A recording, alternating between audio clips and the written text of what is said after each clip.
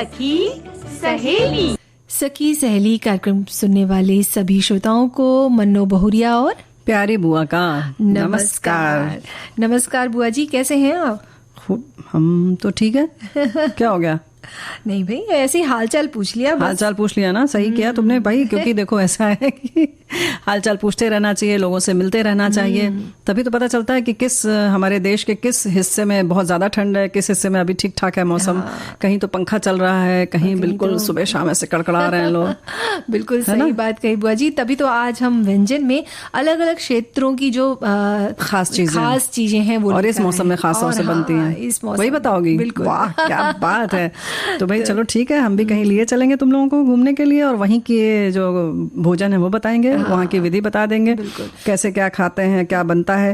और कहते हैं ना बुआ जी कि इस तरह के जो व्यंजन है वो कभी आप सीख सकते हैं, जैसे हम बोलेंगे आप सीख सकते हैं, बना सकते हैं, क्योंकि सीखना आसान है। हाँ, आसान भी है, क्योंकि सीखने की कोई उम्र भी नहीं होती। तो सीखने की तो कोई उम्र नहीं होती, ये तुम हमारी तरफ इशारा कर रही हो। ठीक है, हम बहुत कुछ सीख लेंगे, चलो कोई बात नहीं, मानते हैं कि उम्र हो गई लेकिन सीख सकते हैं, चलो हमने स्वीकार कर लिया। तो सीखने की कोई उम्र नहीं होती, मन्नो बहुरिया ने आज ये पाठ में पढ़ा दिया। लेकिन भाई जो पाठ पढ़ने की बात होती है, हमारी बहुत सारी जो बहनें हैं जिनको हम सखी विशेष में लेकर आते हैं, वो अलग अलग क्षेत्र की होती हैं, चाहे वो कहीं कहानीकार हों, किसी और क्षेत्र में हों, खेल में हों।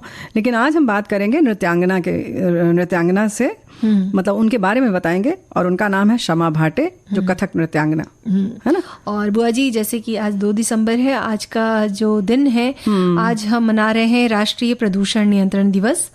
तो इस बारे में भी हम चर्चा करेंगे। बिल्कुल चर्चा करेंगे, क्या करेंगे, हमारे बहुत सारे साथियों ने चर्चा शुरू कर दी है, और फेसबुक के प्लेटफॉर्म पर अपने अपने जो विचार हैं उन्होंने लिख डाले हैं। अच्छा। प्रदूषण की बात करें तो इसमें सबसे बड़ा हाथ हम इंसानों का ही है। हमने अपनी सुविधा को देखते हुए सारे पृथ्वी, पर्यावरण, यहाँ तक कि जीव जंतुओं का भी जीवन संकट में डाल दिया है। और तो और नदियों, तालाबों के जल एवं भूमिगत जल को तो हमने प्रदूषित किया ही है। प्रदूषित करने में हमने सागर के जल को भी नहीं छोड़ा। सागर किनारे कई स्थलों पर पर्यटकों का आना जाना लगा रहता है, जिससे सागर किनारे कई छोटी बड़ी बस्तियां बस गई हैं। वहां के लोगों का जीवन यापन पर्यटकों को विभिन्न प्रकार की सामग्रियां बेचकर होता है। उन बस्तियों में किसी प्रकार के शौचालय की व्यवस्था नहीं है, अगर है भी तो भी सुचारू रूप से कार्यरत नहीं है, जिसके कारण बस्ती के लोग सागर के पानी में ही शौच करते हैं। घर के कूड़े कचरे को सागर में बहा देते हैं, जिससे सागर का जल प्रदूषित होता है। तो भाई बहुत बहुत धन्यवाद। बिल्कुल सही कही आपने, क्योंकि पर्यावरण जो प्रदूषण है वो हमारे जो विकास प्रक्रिया है बोल सकते हैं, आधुनिक जीवन शैली है, इसका बड़ा योगदान है इस प्रदूषण में ना।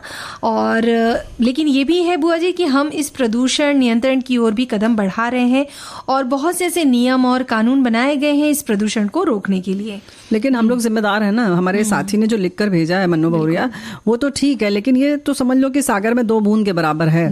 जो वृहद स्तर पर चल रहा है वो अलग ही चीज है।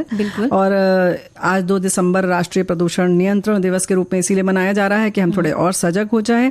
और इसका उद्देश्य ये है कि औद्योगिक आपदाएं जो होती हैं ना, उन पर भी कहीं अंकुश लगाया जाए, उसे नियंत्रित किया जाए, और साथ ही पानी, हवा, मिट्टी के प्रदूषणों की रोकथाम की जाए। बिल्कुल। और बुआ जी, जैसे आज के दिन जो है उसको भोपाल गैस त्रासदी में भी अपनी जान गंवाने वाले लोगों की याद के रूप में भी मनाया जाता है, क्योंकि 2 और 3 दिसंबर 1984 में गैस त्रासदी में जहरीली गैस के रिसाव के कारण 5 लाख से ज्यादा लोग प्रभावित हुए थे। बिल्कुल। और मिथाइल आइसोसाइनाइड, इन ये जो जहरीली रसायन के कारण कई सालों तक लोगों को खतरनाक बीमारियों का सामना करना पड़ा था। और इतना ही नहीं, इन बीमारियों के कारण लगभग 15,000 से अधिक लोगों की जान भी गई। और भाई ये जो घटना है ना, पूरे विश्व इतिहास की सबसे बड़ी औद्योगिक प्रदूषण आपदा के रूप में मनाई जाती है। और इस घटना का बहुत सारे कारण थे। भाई लापरवाही तो थी ही, लेकिन कम लोगों की जगह में अधिक खतरनाक रसायनों का प्रयोग किया जा रहा था। कंपनी द्वारा उत्पादन के रोके जाने के बाद भी गैस का जो है खराब संरक्षण किया गया। बहुत सारी चीजें ना, पाइपलाइन की स्थिति खराब थी, उसकी मरम्मत नहीं हुई थी। यही सब कुछ चीजें हैं कि प्रणालियों में कुछ न कुछ खामी थी, जिस पर ध्यान नहीं दिया गया। और इतनी जो है ना, इंसानों ने अपनी जान गंवा दी, और केवल जान नहीं गंवाई बल्कि बाद तक लोग उससे प्रभावित रहे। बिल्कुल सही बात बुआ जी। और यही कारण है कि सरकार द्वारा प्रदूषण को गंभीरता से नियंत्रित करने और रोकने के लिए बहुत से कानूनों की घोषणा की गई। हर साल राष्ट्रीय प्रदूषण नियंत्रण दिवस मनाने का मुख्य कारकों में से एक है औद्योगिक आपदा के प्रबंधन और नियंत्रण के साथ ही पानी, हवा, मिट्टी के प्रदूषण की रोकथाम। और भारत सरकार ने पूरे भारत में प्रदूषण नियंत्रण और रोकथाम के लिए कुछ नियम और कानून बनाए हैं। जैसे कि 1974 में जल रोकथाम और प्रदूषण नियंत्रण अधिनियम बना, 1981 में वायु अधिनियम बना, और जैसे कि 1986 का पर्यावरण अधिनियम, रासायनिक दुर्घटनाओं के नियम बने, 2000 में ध्वनि प्रदूषण के लिए नियम बने। इस तरह सब नियमों की जो राष्ट्रीय प्रदूषण नियंत्रण बोर्ड द्वारा जांच की जाती है। ये जो लेकिन देखो भैया, जांच कैसे की जाएगी, सब कर लेंगे, सरकार कर लेगा, शासन प्रशासन कर लेंगे, ये अधिनियम होंगे, लेकिन हम ऐसी गलती ही ना करें कि हमें यहाँ पर जाना पड़े, है कि नहीं है? और हम जैसे कुछ चीजों का ख्याल रखें तो बहुत हद तक हम प्रदूषण रोक सकते हैं।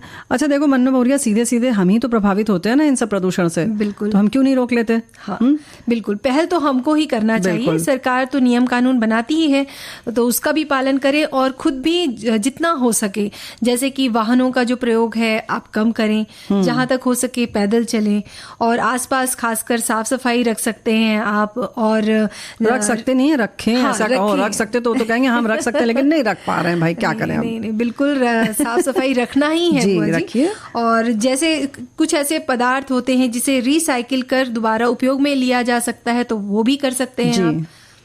बहुत सारी चीज़ें हैं, पेड़ पौधे ज़्यादा लगाएं, ये तो बराबर हम कहते हैं। वहीं पर आप जैसे कि और भी जैसे ऊर्जा है, सौर ऊर्जा है, पवन ऊर्जा है, इन सब का भी उपयोग ज़्यादा से ज़्यादा करिए।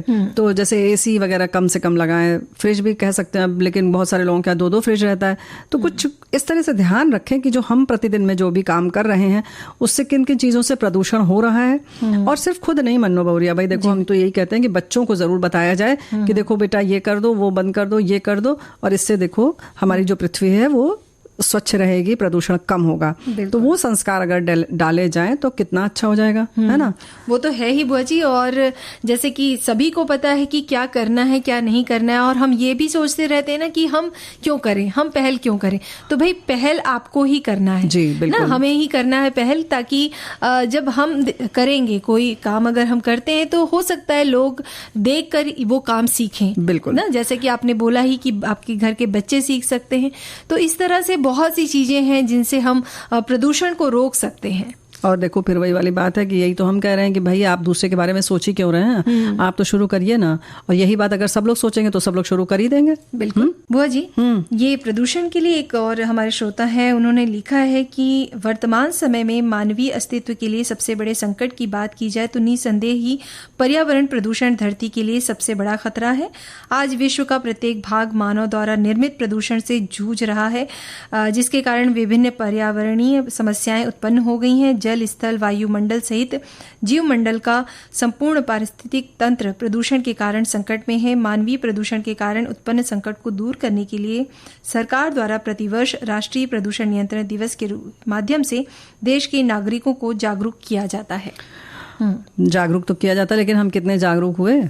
वैसे हमारे साथी ये भी लिख रहे हैं कि राष्ट्रीय प्रदूषण नियंत्रण दिवस की तरह अन्य कई अलग अलग विशेष दिवस इसी तरह हर साल आया करते हैं, हम मनाया करते हैं, लेकिन हमारी कम नसीबी है कि प्रदूषण का उन्मूलन अभी तक नहीं हो पाया। लगता है प्रशासन के साथ हम भी उतने ही जिम्मेदार हैं। आपका क्या ख्याल है? तो ये बहुत बड़ी बात उन्होंने कही है, तो हमें इस पर ध्यान रखना चाहिए। बिल्कुल बुआ जी। तो बार बार यही बात हम कह रहे हैं, मतलब या हमारे श्रोता भी यही बात कह रहे हैं कि हमारे श्रोता ने एक और भेजा है कि औद्योगिक विकास, उन्नत यातायात के साधन एवं रासायनिक पदार्थों के अधिकाधिक उपयोग की प्रवृत्ति ने विकास देशों को विकास दोनों को जन्म दिया है, विकास और विनाश दोनों को जन्म दिया है। पृथ्वी पर बड़ी संख्या में हानिकारक गैसों का रिसाव पर्यावरण स्वास्थ्य को प्रभावित कर रहा है। धरती को प्रदूषण मुक्त करें, वृक्ष लगाएं और धरा को बचाएं। तो भाई जिस तरह से आपके विचार हम तक पहुंच रहे हैं, बिल्कुल सही बात है और इस बात पर जरूर गौर करना चाहिए। वो जी कहते हैं ना कि अगर काम करने की ललक हो और अपने आप पर विश्वास हो, तो ये चीजें जो हमको सफलता की बुलंदी तक पहुंचा ही सकती हैं। हाँ, काम करने की ललक होना ज़रूरी है, लेकिन उसके संग संग सही बात है कि विश्वास भी होना बड़ा ज़रूरी है। कुछ लोगों को बहुत विश्वास रहता है, ज़रूरत से ज़्यादा विश्वास रहता है, लेकिन काम करने की ललक नहीं रहती है। नहीं तो दोनों का संयोग बड़ा ज़रूरी है, और किसी किसी में रहता है तो फिर जाहिर है कि फिर वो सखी सहेली में उसकी हम बातचीत कर लेते हैं। बिल्कुल, है ना। तो इसी बात को प्रमाणित किया है कथक नृत्यांगना शमा भाटे जी ने। 6 अक्टूबर 1950 को बेलगावी में जन्मी शमा भाटे जी ने मात्र 4 साल की कम उम्र से ही कथक नृत्य प्रशिक्षण लेना शुरू कर दिया था, और उनकी नृत्य कला का सफर आज भी जारी है। और जाहिर है कि वो शिक्षिका भी हैं, कई कथक वर्तनियों की नृत्य कला से जुड़ी हुई हैं वो। कई कथक जो भी नृत्यांगना हैं उनसे जुड़ी हुई हैं। अपने नृत्य की जो उनकी एकेडमी भी है पुणे में, वहाँ वो कलात्मक निर्देशक भी हैं। शमा भाटे जी का विवाह रोहिणी भाटे के बेटे सनत भाटे से हुआ जी, सन 1974 में जी। और उन्हें आपके और ससुराल दोनों ही जगह नृत्य कला का माहौल मिला, तो जाहिर है कि फिर इसको और पंख लग गए। उन्होंने आगे कथक के लिए पंडित बिरजू महाराज जी और पंडित मोहन राव कल्लनपुरकर से भी प्रशिक्षण लिया, और साथ ही तबला ताल वादक और व्याख्याता पंडित सुरेश तलवरकर से ताल और लय की बारीकियां सीखी। ये कथक नृत्यांगना और शिक्षिका शमा भाटे जी जो हैं, आज कई कथक नर्तकियों को प्रशिक्षित कर रही हैं, जो स्वतंत्र रूप से देश और विदेशों में अपनी कला का प्रदर्शन करती रही हैं। वो कई विश्वविद्यालयों में हैं, इस कला का प्रशिक्षण भी दे रही हैं, जैसे कि पुणे विश्वविद्यालय में है, भारतीय विद्यापीठ है नागपुर में, और मुंबई के विश्वविद्यालय जैसे नालंदा कॉलेज में भी वो वरिष्ठ गुरुओं में से एक है। उनके मार्गदर्शन में बहुत सारे छात्रों ने स्नातकोत्तर की उपाधि ली, और बहुत सारे छात्रों ने HRDC राष्ट्रीय छात्रवृत्ति से सम्मानित भी किया गया, और शिक्षिका के रूप में आप ख्याति प्राप्त हैं। एक आदर्श शिक्षिका हैं, जो कहते हैं ना कि कोई खुद बहुत अच्छा कलाकार होता है लेकिन पढ़ा नहीं सकता, लेकिन इनके में ये खूबी है कि खुद तो है कलाकार लेकिन उतनी अच्छी ये शिक्षक भी हैं। अगर हम शमा भाटे जी की कोरियोग्राफी काम की बात करें तो देखेंगे कि उन्होंने कथक के पारंपरिक रूप और समकालीन रूप यानी कि आजकल जो चल रहा है वो, और दोनों के साथ उन्होंने प्रयोग किया है। बिल्कुल, उन्होंने शास्त्रीय रचनाएं जो थी, ताल, तराना, ठुमरी आदि को, पारंपरिक रचनाओं को एक साथ कर कुछ नए प्रयोग किए उन्होंने। और साल 2015 में उन्होंने भारतीय महाकाव्य महाभारत से प्रेरणा लेते हुए अतीत की परछाइयां महाभारत गाथा पर विचार, इस तरह का उन्होंने एक गीतों भरा एक कार्यक्रम बनाया, और उसमें शास्त्रीय और लोक नृत्यों का समावेश कर नृत्य का प्रदर्शन किया। मतलब ये कह सकते हैं कि दोनों विधाओं को उन्होंने सम्मिलित कर लिया। जी हाँ, और कहते भी हैं कि जब इस तरह के जब वो महाकाव्य पर वो काम कर रही थी तब वो काफी डरी हुई थी, लेकिन उनके लिए ये चैलेंज था कि उनको इस तरह के महाकाव्य में ही काम करना था, क्योंकि उनको अपनी एक अलग पहचान बनानी थी। बिल्कुल सही बात है, और ऐसा जब अलग से काम किया जाता है तो पहचान तो बन ही जाती है, लेकिन इस तरह के जब काम होते हैं तो थोड़ा सा डर भी लगता है, चुनौती भी सामने होती है कि लोग स्वीकार करेंगे नहीं करेंगे, या थोड़ा भी गड़बड़ हुआ तो लोग हो सकता है कि नाराज भी हो जाए। तो लेकिन जब आप हिम्मत से, वही जैसे तुमने पहले ही कहा ना कि आत्मविश्वास हो और आप दृढ़ निश्चयी हों और फिर जुट जाए तो फिर तो कुछ भी असंभव नहीं है। आपने भाटे जी ने स्वर्गीय गायिका लता मंगेशकर जी के 85वें जन्मदिन समारोह में छात्रों द्वारा बैले प्रस्तुत किया, जिसका नाम रहा चला वाही देश का प्रदर्शन किया, बहुत अच्छा रहा। इसी तरह से सन 2018 में उन्होंने चतुरंग की चौपाल, जो कि सरगम नच के बोल, चतुरंग साहित्य और तराना, इन घटकों को मिलाकर बनता है, इसका भी उन्होंने प्रदर्शन किया। साथ ही उन्होंने प्रतिध्वनियां, जो कि 5 कहानियों के माध्यम से भाव और अभिनय पर केंद्रित था, उसका भी आयोजन किया। इस तरह से उन्होंने बहुत से नए नए प्रयोग किए और अपनी कला का प्रदर्शन किया, और अपनी जो छात्राएं थी, जो उनकी शिष्याएं थी, उनके द्वारा भी उन्होंने प्रदर्शन करवाया। तो भाई इस तरह से कह सकते हैं ना कि एक बहुत बहुमूल्य योगदान है इनका, और इस योगदान के लिए महाराष्ट्र राज्य सरकार ने साल 2011 में पुरस्कार से सम्मानित किया उन्हें। फिर 2012 में कला दर्पण पुरस्कार मिला आपको, 2013 में कला निधि, कला गौरव, ये सब सम्मान आपको मिले। हाँ, और साथ ही साल 2018 में कथक में उनके अमूल्य योगदान के लिए अंतर्राष्ट्रीय महिला दिवस पर युवा पुरस्कार भी मिला। और जी हाँ, साल 2018 में उनको ये पुरस्कार 2 बार मिला। ये क्रीड़ा मंत्रालय द्वारा नेहरू युवा केंद्र पुरस्कार से भी उन्हें सम्मानित किया गया। और नामित भी हैं वो, जी हाँ, सर्वोच्च सम्मान से। जी, संगीत नाटक एकेडमी द्वारा उन्हें अभी 2022 में उन्हें चयनित किया गया है। जी, तो इस तरह की उनकी जो उपलब्धियां हैं वो सब हम सब देख रहे हैं। बस हम सब इसीलिए बताते हैं ना कि भाई हमारे यहाँ जो भी करना चाहते हैं उनको हम प्रोत्साहित करें, आगे बढ़ाएं, है ना? जी हाँ बुआ जी, बहुत अच्छे अच्छे संदेश आए हैं। अच्छा, हाँ जी हाँ। और जैसे कि हम बात करने ही वाले हैं कि सीखने की कोई उम्र नहीं होती, तो एक श्रोता ने लिखा है कि हमारे यहाँ एक अंकल काम करते हैं, वो 60 साल के हैं, वो खुद बुआ जी से कुछ ना कुछ सीखते रहते हैं। ऐसा मतलब हम 70 साल के हो गए इसलिए सीखने की कोई उम्र नहीं होती और बुआ जी खुद ही बहुत सीख रही हैं। यही तो हम कह रहे हैं कि भाई हम भी सीख ही रहे हैं, क्योंकि देखो हमारे साथियों ने लिखा है सीखने का शौक बहुत जरूरी है। इन्होंने लिखा है कि अगर जिज्ञासा रहेगी तो छोटे से छोटे बच्चे भी कुछ भी सीख सकते हैं, बच्चों से भी मतलब, और बड़े से बड़े उम्रदराज जन भी सीख सकते हैं। सीखने की सच में कोई उम्र नहीं होती। तो सही बात है कि बच्चों से भी सीखा जा सकता है, बच्चे भी सीखते हैं, बढ़ती उम्र के लोग भी सीखते हैं। बिल्कुल। और एक श्रोता ने इसी तरह लिखा है कि भाई सीखने की कोई उम्र नहीं होती, मोबाइल को ही देख लीजिए। अगर लोग अनपढ़ होते हुए भी मोबाइल के बारे में बढ़िया जानकारी रखते हैं, छोटे छोटे बच्चे भी हम बुजुर्गों से बेहतर जानते हैं। सीखने के लिए उम्र से कोई बाध्य नहीं है, मतलब आप कोई भी उम्र में सीख सकते हो, शर्त है आपको सीखने में इंटरेस्ट होना चाहिए। यही तो हम कह रहे हैं कि इन्होंने लिखा ना कि सीखने का शौक होना बहुत जरूरी है। लेकिन ये अनपढ़ वाली बात जरूरी नहीं है। आप नहीं पढ़े हुए हो तो भी मशीनरी चलाना है, ये तो फोन चलाना ना, बिल्कुल, तो कोई भी चला सकता है। ऐसे लोग भी हैं जिसे इंग्लिश नहीं आती, वो हिंदी में भी टाइप कर लेते हैं और समझ लेते हैं सब कुछ। अब तो कोई भी चीज की बाधा ही नहीं है, तो उम्र भी कोई मायने नहीं रखता है। सीखने की उम्र नहीं होती, जब तक जीवन है कुछ ना कुछ सीखते रहना चाहिए। प्रकृति के चारों ओर के पर्यावरण को देखने से भी कई चीजों को सीखा जा सकता है। कई प्रकार के व्यंजन को आपने सामने बनते देखकर ही सीख चुका हूँ। इन दिनों बाजार में मूली की भरमार है। मूली को कद्दूकस करके उसमें स्वादानुसार नमक, काले मिर्च, हींग, जीरा पाउडर मिला लें, गूंथ लें, आटे की लोई बनाकर इसमें मिश्रण को मिलाएं। ध्यान रखें आटा सख्त गुथा हुआ हो, फिर पैन या तवे पर फ्राई कर लें। दही के साथ परोसे पेट में बनी हुई गैस से तुरंत राहत मिलती है, हाजमा भी ठीक हो जाता है। तो भाई बहुत बहुत धन्यवाद, इन्होंने तुरंत सिखा दिया, फटाफट सिखा भी दिया और हमने सीख भी लिया। मतलब सीख लिया। मूली के पराठे तो जरूर बनाएंगे ना। और पता है हमारे साथी ने परसों भी ऐसे ही किसी हमारे बंधु ने मतलब भाई ने भेजा था व्यंजन, तो सबने कहा कि सब लोग हंस के लोटपोट हो जाएंगे। तो भाई ऐसा नहीं है, हमारे पुरुष भाई भी भेज सकते हैं व्यंजन विधि, और बनाते भी हैं वो लोग। बहुत सारे लोगों को शौक होता है, तो मतलब सीखने के लिए किसी कहना चाहिए कि स्त्री पुरुष होने की जरूरत नहीं कि आप स्त्री होंगे तो ही सीखेंगे। तो भाई कोई भी कभी भी सीख सकता है। अच्छा, पुरुष सीख भी सकते हैं और सिखा भी सकते हैं। हाँ। वैसे कहते भी है ना बुआ जी कि पुरुष अच्छे कुक होते हैं। हाँ, बहुत अच्छे होते हैं। फक्र से तो हमारे भाई बंधु यही कहते हैं, तुम लोग तो रोज वाला खाना बनाती हो, हम लोग देखो अच्छे जितने भी मतलब जो समोसे आदि बनते हैं, जो मिठाइयाँ बनती हैं, वो हम पुरुष लोग बनाते हैं। तो भाई वो इतने अच्छे से उसमें घी, मेवा, ये सब डालते हैं कि जाहिर है कि उसमें स्वाद आ जाता है।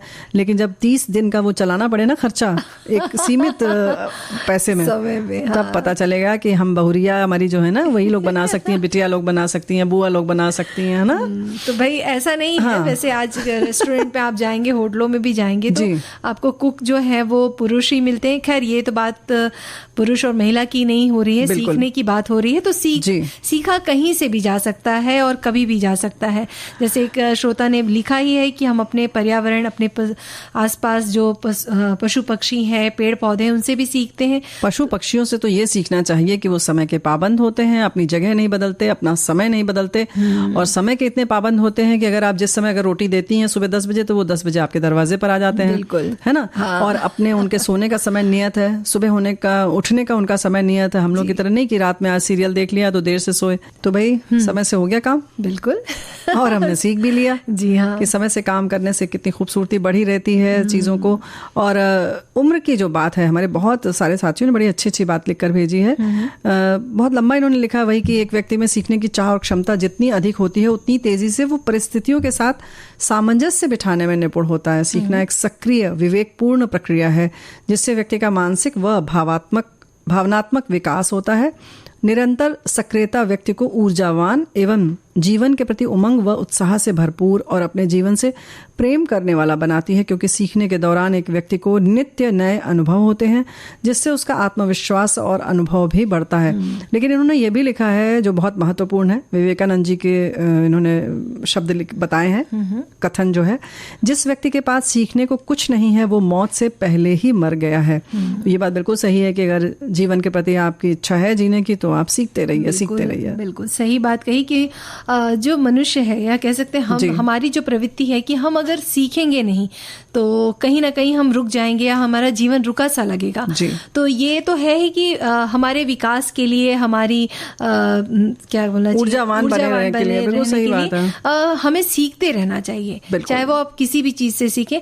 आप एक चीज और है कि अगर आपको लगता है कि आपके अंदर कोई कुछ कमी है, चाहे वो किसी भाषा की बात अगर हम करें या आसपास जैसे गार्डनिंग की अगर हम बात करें, बगीचे में आप जा रहे हैं, आपको बिल्कुल भी उसका नॉलेज या ज्ञान नहीं है, तो आप पढ़कर या ऐसे आजकल आपने देखा है कि सोशल मीडिया में भी आप देख सकते हैं, वर्कशॉप होती हैं, बिल्कुल, तो ये इस तरह से नॉलेज या ज्ञान लेकर आप उन चीजों को सीख सकते हैं। तो सीखने के बहुत से अभी साधन भी उपलब्ध हो गए, बिल्कुल आसानी से उपलब्ध हो गए हैं, और मतलब कहीं जाने की भी जरूरत नहीं है, आप पैसा जमा करिए, ऑनलाइन भी बहुत सारे कोर्सेज होते हैं। जैसे तुमने बताया ना कि बगिया सजाना है आपको, तो उसके भी 5-5 दिन के, 2 दिन के, 1 दिन के कार्यशालाएं होती हैं, जाकर भी होती है, घर बैठे भी होती है, ऐसे ही ड्राइंग, पेंटिंग, मतलब हर चीज़ की होती है।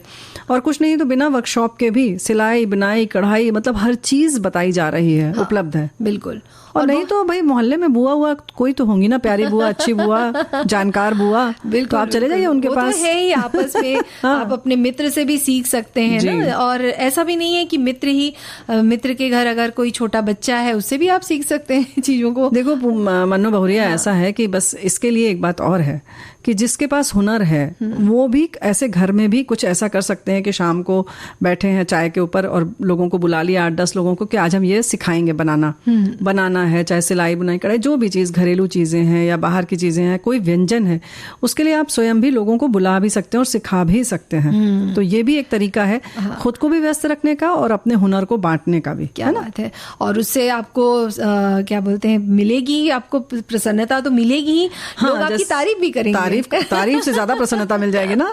बिल्कुल सही बात। और हमारे साथी ने जैसे पहले ही लिखा कि ऊर्जावान आप बने रहते हैं, आपका विवेकशील बने रहते हैं। इसीलिए लिखा है कि मेरे लिए उम्र केवल एक संख्या है, सच में सीखने का कोई अंत नहीं है, सीखने की कोई उम्र नहीं होती। इस दुनिया में ज्ञान का खजाना इतना विशाल है कि एक जीवन में कोई व्यक्ति पूरा ज्ञान प्राप्त नहीं कर सकता। तो जुटे रहिए। सही बात कही इन्होंने कि वाकई एक उम्र, अगर आप कुछ सीखने की ललक रखते हैं तो एक उम्र भी आपको कम लगेगी, है ना। बिल्कुल।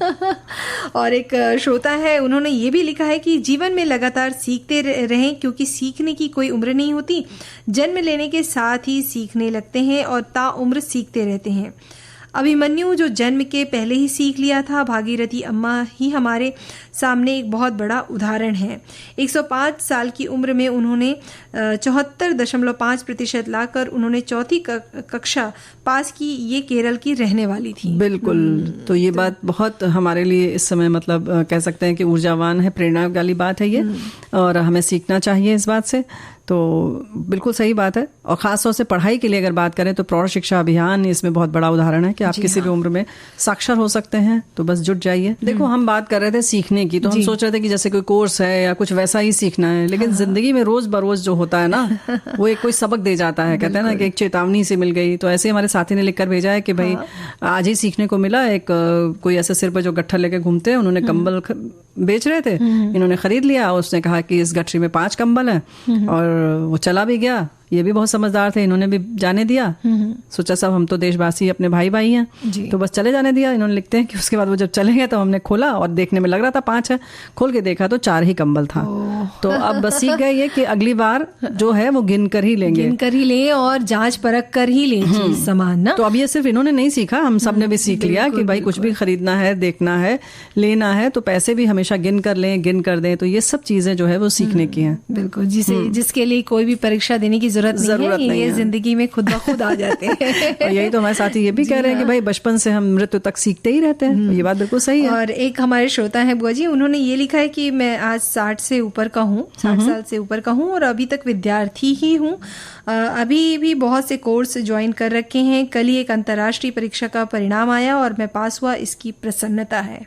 क्या बात है, बहुत बहुत बधाई। बहुत बहुत बधाई। तो हम ढेर सारी मिठाई विठाई खिलाएंगे अभी, तो हम बताएंगे ना कुछ कुछ व्यंजन में तो बता देंगे। जी हाँ बिल्कुल।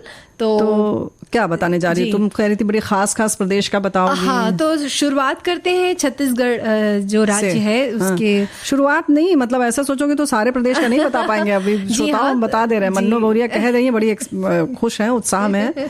लेकिन हाँ, जहाँ का बताएंगे खास प्रदेश का अलग अलग बता देंगे एक दो, है ना, क्योंकि देखो सब प्रदेश की अलग अलग खूबसूरती होती है। तो जैसे कि अगर हम इस समय बात करें तो गजक है, तिल की पट्टी है, मूंगफली की पट्टी है, चिक्की है, ये सब चीजें जहाँ पर ठंड पड़ रही है, बिहार उत्तर प्रदेश में खाया जाता है ना। बाजरे का चूरमा का लड्डू खाया जाता है। अभी छत्तीसगढ़ का तुम बताओगी। ऐसे ही जैसे कि राजस्थान आदि में हमेशा ही प्याज की कचौड़ी है आजकल, लेकिन खास तौर से घेवर बनता है ना, फिरनी है। ऐसे ही हलवा बनता है, गाजर का हलवा तो सभी जगह बनता है। लेकिन बादाम पचरंगा हलवा, बादाम पिस्ता अखरोट, इन सब का हलवा, मतलब सर्दियों में मेवे की चीजें ज्यादा खाई जाती है ना, सूखा मेवा ज्यादा। बिल्कुल, सूखा मेवा और इस तरह के जो पकवान होते भारी चीजें होती हैं। क्योंकि पचाने में शायद आसान रहता है, क्योंकि हमें वर्जिश करना चाहिए उतना। तो क्या बताने जा रही हो? हाँ, तो ये छत्तीसगढ़ी डिश है, पपची से बोलते हैं। पपची मीठा रहता है ये। इसको बनाने के लिए आपको 2 कप गेहूं के आटे की जरूरत है और आधा कप चावल के आटे की। अच्छा। और आधा कप घी लेना है, 1 कप शक्कर और थोड़ा सा नारियल कद्दूकस किया हुआ। ये ले तो नहीं भी ले तो चलेगा।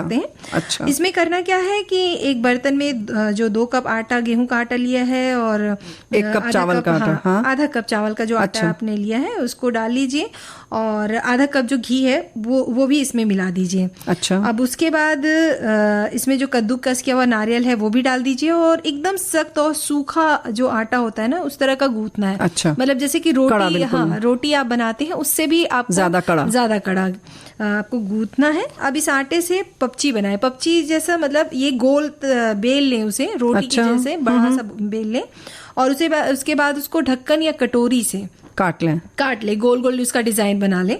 और जब कितना मोटा रहेगा? वो पतला रहेगा। जितना आप पतला कर सकते हैं उतना पतला कर सकते हैं। अरे वाह। हाँ, तो ना जैसे पूड़ी या रोटी जितना आप पतला भी रख सकते हैं उसको। अच्छा। हाँ। और उसके बाद ढक्कन कटोरी से उसको काट लीजिए, गोल गोल डिजाइन बना लीजिए। अब क्या करना है कि उस पर कांटे से, जो कांटा वाला जो चम्मच होता है उससे ऐसे छेद कर लें। हाँ, गोद लें, जिसको कहते हैं गोदना है, उसको कहते हैं। बिल्कुल उस तरह से उसको गोद लें और जब कढ़ाई में आप तेल डाल दीजिए, तेल या घी जो भी आपको चाहिए, जो प्रयोग में आप लाते हो मीठा बनाने के लिए। अच्छा। मीठा बनाने के लिए वो डाल दीजिए और ये जो आपने बनाया है ढक्कन से जो काट के गोल गोल आकार का बनाया है उसे तल लीजिए, क्योंकि आपने बीच में छेद कर दिया है तो फूलेगा नहीं ना। लेकिन ये जब हल्का सा ब्राउन कलर का या भूरे लाल सा होने लगे तो इसे आप निकाल लीजिए जी। अब क्या करना है कि अब इसमें क्योंकि ये मीठा रहता है, अब एक अलग कटोरी में शक्कर और पानी डालकर उसका चाशनी बना ले करना है।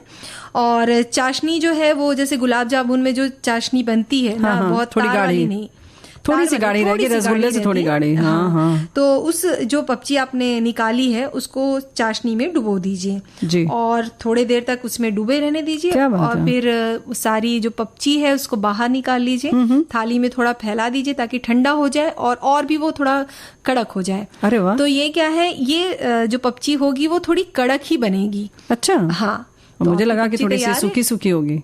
हाँ, सूखी तो रहेगी ही।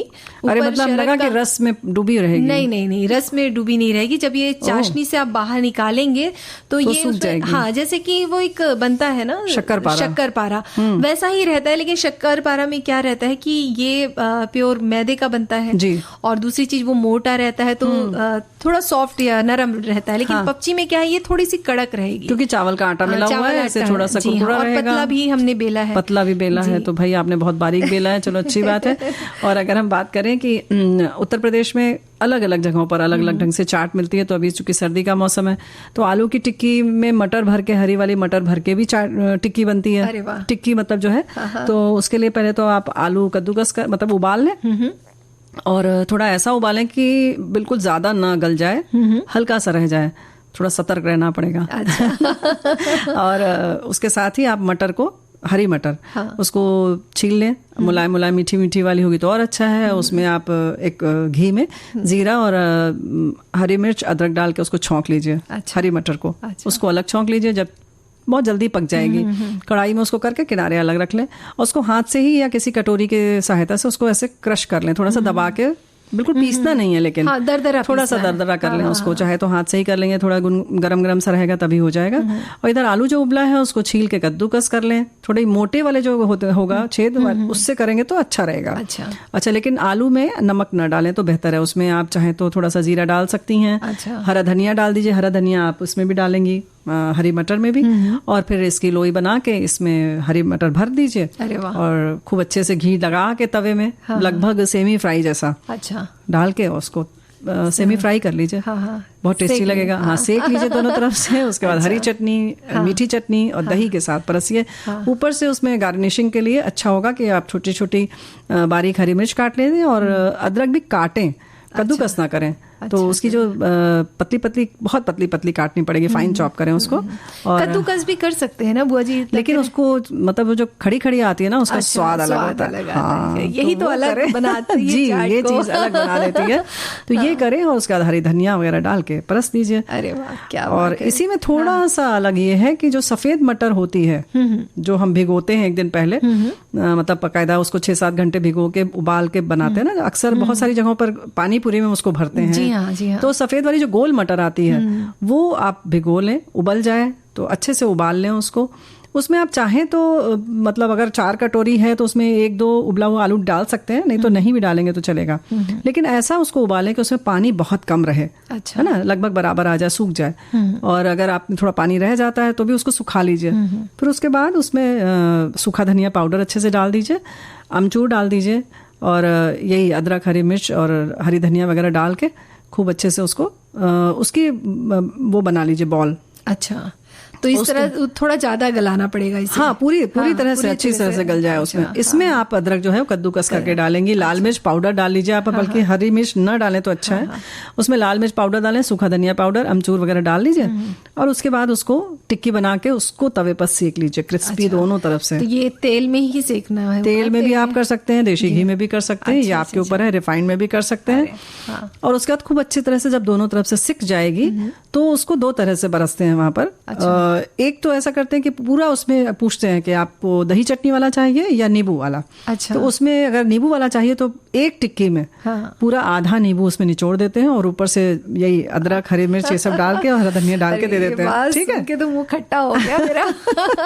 और नहीं तो फिर वो वही मीठी चटनी और दही डालकर ऐसे भी खाई जाती है। तो ये जो मटर की टिक्की अलग बोलते हैं, आलू की टिक्की से थोड़ी अलग होती है। क्या बात बुआ जी, कुछ नया सीखने को मिला। अलग तरह के मटर की टिक्की जो है वो बहुत अच्छी होती है, इसको आप बनाएं, खाएं, बहुत अच्छी लगेगी। वाकई अलग तरह की और कुछ नया सीखने को मिला ना बुआ जी। इस तरह के व्यंजन सुन के तो मुंह में पानी आ गया। फिर तुम अभी जैसे इन्होंने कहा किस लिए तो प्यार किया, तो ऐसे ही कहोगे किस लिए व्यंजन बताया, जब मुंह में इतना पानी आ रहा था। लेकिन फिर भी बताओ फटाफट, आप क्या बता रही हैं? तो अगली बारी है चावल चौसेला की। जैसे चौसेला यानी चावल की पूड़ी। इसे कुछ नहीं करना है, चावल जो आटा आपके पास है उसमें आपको थोड़ा सा मोयन के लिए थोड़ा सा तेल डालना है, थोड़ा सा, आधा चम्मच, 1 चम्मच। अच्छा। और उसमें आप चाहें तो धनिया पत्ती और हरी मिर्ची को बारीक ऐसे कूट के या हल्का सा पीस के उसमें डाल सकते हैं। अच्छा।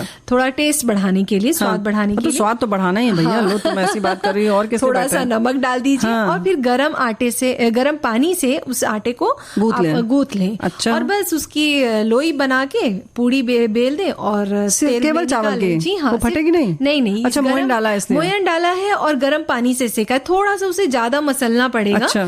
और बेलते समय भी थोड़ा ध्यान देना है कि फटे नहीं, अगर फट रहा है तो इधर उधर से थोड़ा संभाल लें। थोड़ा संभाल के करें। और लेकिन खाने में बहुत ही टेस्टी और बहुत स्वादिष्ट लगती है। और इसे अगर आप चटनी के साथ खाते हैं, टमाटर की चटनी जो देसी, आजकल ठंड के समय में देसी टमाटर की चटनी आती है। देसी टमाटर आता है, चटनी तो बनानी पड़ेगी, चटनी बनानी पड़ेगी। तो देसी जो टमाटर आता है, चटनी कैसे बनानी है? चटनी के लिए भी हरा धनिया चाहिए। अगर वो फल धनिया होता है ना, एक जिसमें गोल गोल फल बीज होते हैं वो लगे होते हैं, वो ले लीजिए आप। तो उससे क्या सुगंध भी बढ़ जाती है उस चटनी की। और हरी मिर्ची, लहसुन 1-2 कली, और अगर आप 2 टमाटर के लिए बना रहे हैं, और थोड़ा सा जीरा, बस इतना आप पीस लीजिए, बस चटनी तैयार। पपीहरा बोल रहा है, पेट में चूहे कूद रहे हैं, मुंह में पानी आ रहा है, तो चले। तो बिल्कुल। तो सखी सहेली कार्यक्रम से अब दीजिए अनुमति मन्नो बहुरिया और प्यारी बुआ को स्वीकार कीजिए। नमस्कार।